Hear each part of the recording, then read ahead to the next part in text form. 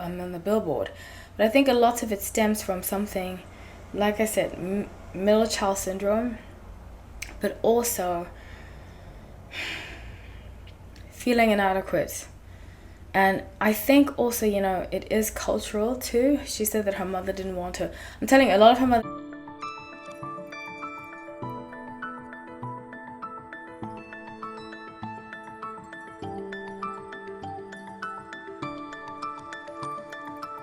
Hi everyone, welcome back to No Light Time. My name is Holly. So grateful to have you all. Let's get into this reading. I'm doing half year predictions. The beginning of the year I do predictions. The middle of the year I do predictions. And I'm currently doing Jennifer Lopez. So I'm going to do a half year prediction. I've been accurate a lot about her. Excuse me, I have allergies. I've been accurate a lot about her. So check out my past readings. I have a playlist dedicated to her. And yeah, please make sure you're subscribed, because sometimes YouTube can unsubscribe people. And yeah, let's get into it. So I pulled up her career, her love, and her well-being. I'm using the Modern Witch Tarot. I do have allergies, so I wasn't actually going to do this, but I took a week break, so I decided I wanted to do it. Yeah, so this is my video for you all. I did lose my voice and I couldn't record before, so I decided I've had a crazy June. June has been a very crazy month for me. Anyway, so let's start with Jennifer Lopez and her career. So 9 of Pentacles. I see very strongly there's an energy of growth. Pentacles is money. So lots of money coming in, I think, from her project. She's very good at investing. I can see that.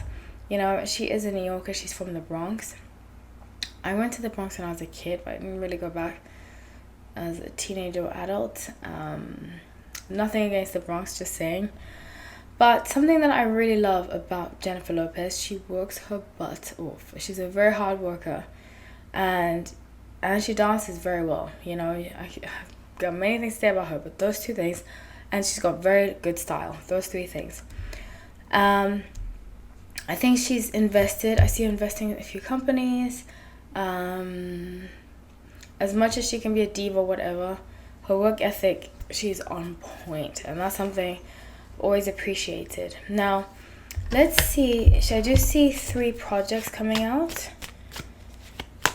Actually, by the end of the year, which is insane to me that she still works like this. But I think, I did this video of her recently.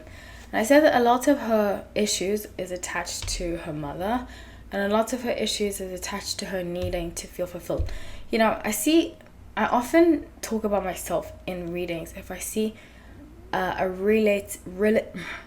relatability, and if I see a similarity.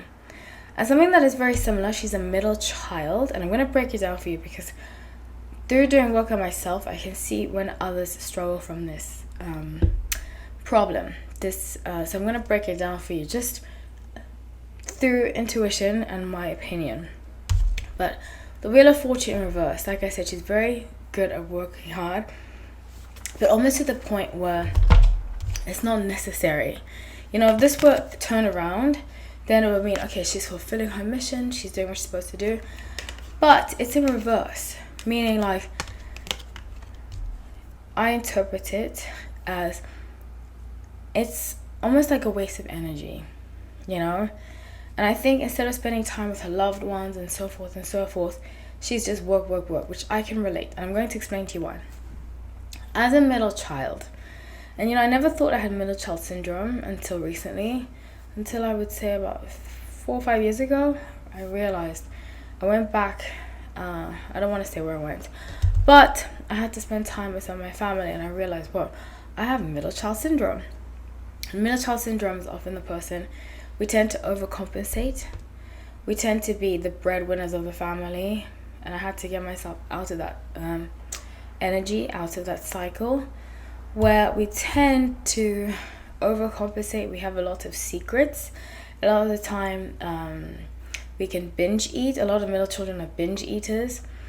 Because if you look at Wendy Williams, she's also a middle child. A lot of middle children become successful because we want to be seen. We want to be seen because we haven't been seen. So, and I used to think, oh my gosh, I don't feel like I was a middle child. And I was dealing with my family in a circumstance.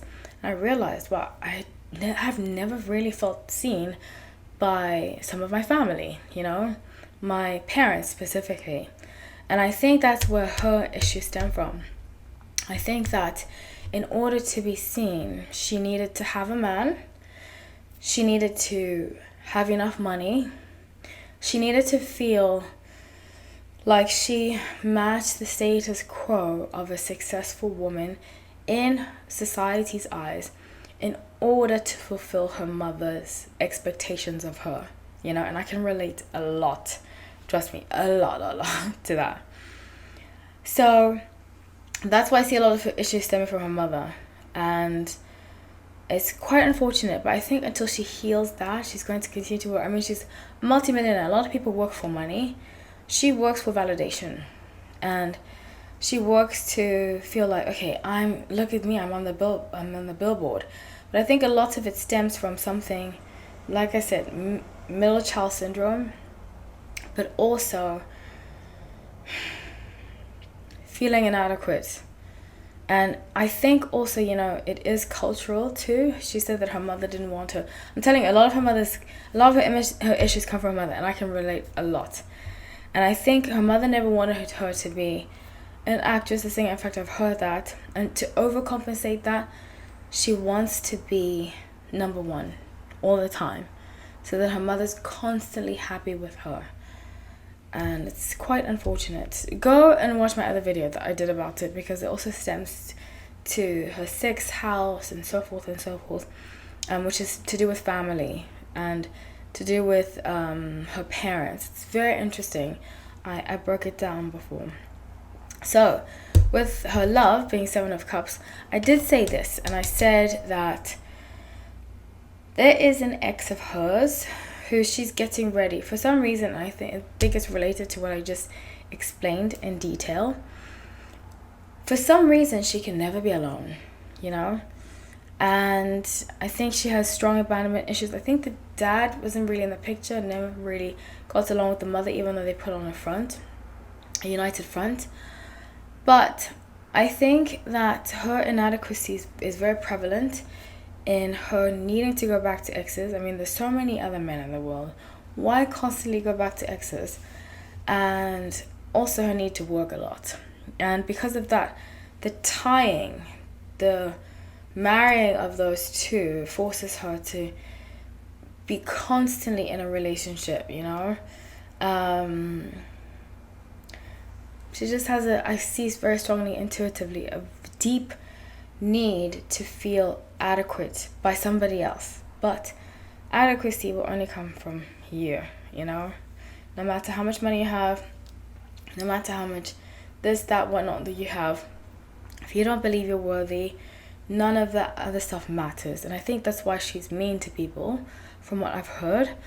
I think she's mean to people because of that, because she doesn't feel worthy, so she has to, like negative energy. And I had a yoga teacher say this, and it's so real. Negative energy has to be transferred. I mean, that's basic science, So when people feel negative about themselves, they have to put it on somebody else, And that's what I see with her. There's a lot of negativity within her, and she has to put it on other people, Which is very unfortunate. I think that's her issue with relationships too, is that when she's in a relationship, she tends to be negative towards them, and they can't really deal with it. So she kind of comes across, she loves bombs. And I definitely think she has a lot of narcissistic energy. She loves bombs, and then once they get married, then the real person comes out. And then, because, one of my mentors said this a long time ago. He was like, how do you stay with somebody, or how do you treat somebody when the fear of them leaving is gone? And that's what he believed, why lots of relationships, particularly marriages, don't work out. Because this person's going to be here forever. It's also like parents with children. So the child's going to be there forever. You can treat them however you want to. So that really depends. That's what defines your character. So how do you treat people if you know that they'll stay around forever? You know, do you treat them with kindness? Do you drop your garbage on them? Because I feel like a lot of us fear that people will leave them, so that's what makes us treat them well, you know. But when you remove fear and you genuinely come from a place of love, of kindness, of growth and support, that's the difference. That's, to me, is unconditional love. So with her well-being being Page of Swords, she's getting ready to cut a lot of people out of her life. Management's going, a lot of people around her are going. Her team, just watch, she's going to be cutting people out of her life, which is what she tends to do. I feel like with every relationship, she has a new team around her, you know? And I think it's because these exes remind her of her past. She kind of adopts personalities, which is very narcissistic too. She adopts personalities, and the next personality she's going to adopt is like this humble girl, you know? And that's going to be tied to an ex that she's going to get back with. So that's what I have for you all. I love you all. Thank you so much for watching. Take care.